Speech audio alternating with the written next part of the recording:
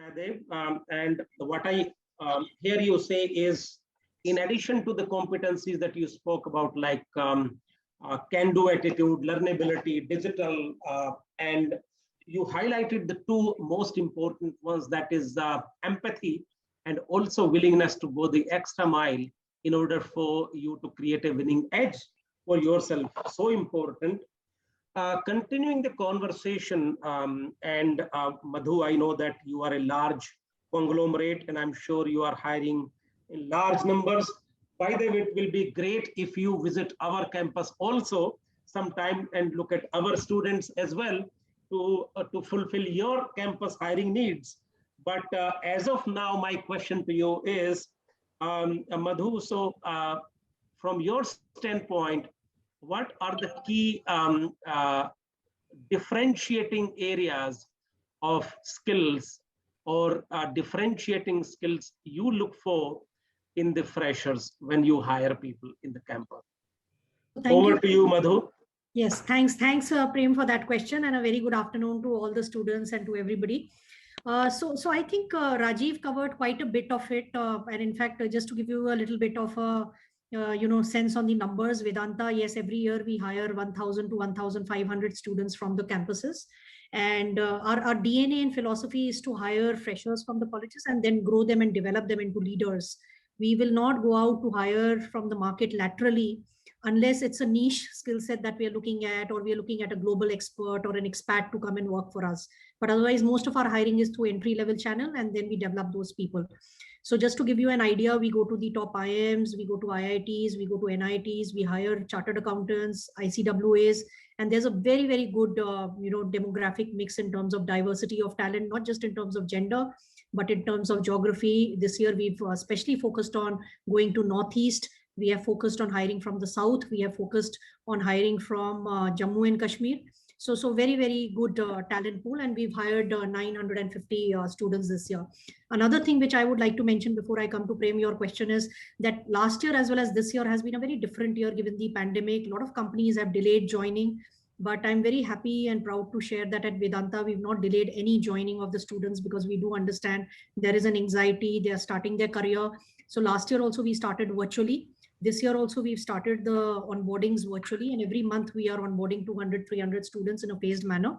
And as long as, and if there are operations, they have to report to the operations they are joining. But if it's in corporate office where, for example, I'm working from home, I've not seen my business analyst who I've hired from XLRI for the last 1 year face to face. So it's all virtual. But anyways, that's a little bit of a context, but I think Rajiv covered quite a bit. I'll take a couple of minutes to just re-emphasize on my thoughts on what we look for in freshers when we go for hiring. The first one is the adaptability. And I think Rajiv mentioned that as well. How adaptable you are to the, you're out of college. So in fact, we also do a program which is called Campus to Corporate. So how adaptable you are to work in different kind of environment, you're in a different setup, especially if you're from engineering, for example, you're in a production kind of a scenario, in an operations kind of a scenario. So how you adapt yourself, not just adapting to the work, but adapting to the teammates, adapting to the, the entire professional setup. And I think Rajiv again spoke about the collaboration, the teamwork. So all of those things become very, very important. So the first trait that we look at is adaptable. The second one is communication. And by communication, I don't mean flowery English or good English, but how you're able to communicate your thoughts, how you're able to put together your thoughts in a very nice manner, how you're able to design, put a structure around it, and then execute. So that is the piece on communication, oral, written, and how you can structure your thoughts. The third piece, again, it was mentioned, but I would re-emphasize, is the numerical or analytical ability. It's all about data in today's world, and we have a lot of data.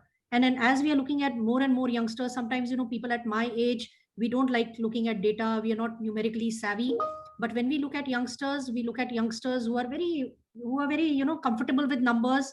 Anything that they do, anything, for example, even if you're in a production profile, you're in a business analyst role, you're in a sales role, marketing role, as you start your careers, how you can look at the last 10-year trend, look at data, study competitions, do benchmarking, and then arrive at a solution or a recommendation. So data, numerical, so very, very comfortable. So in fact, our group chairman says your laptop is the window to the world. So how we can use our laptop, research, search, and then make those decisions.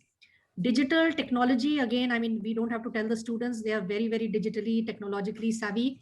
But I think that is another trait that, recruiters or companies are looking at when they are visiting campuses, how technologically savvy the students are. And another piece I want to touch upon is the creativity. And I think Mr. Sanghi also mentioned about the innovation part.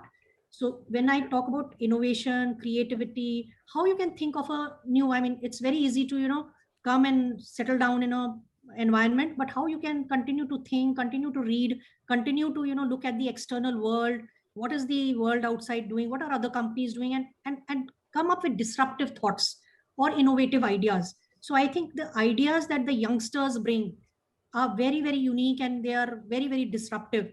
And that's another thing that recruiters or most companies are looking at, saying, how you can think innovatively, how you can think out of the box, how you can, have the ability to continue to look outside. So that's another one. And continuous learning is the last piece that I want to touch upon.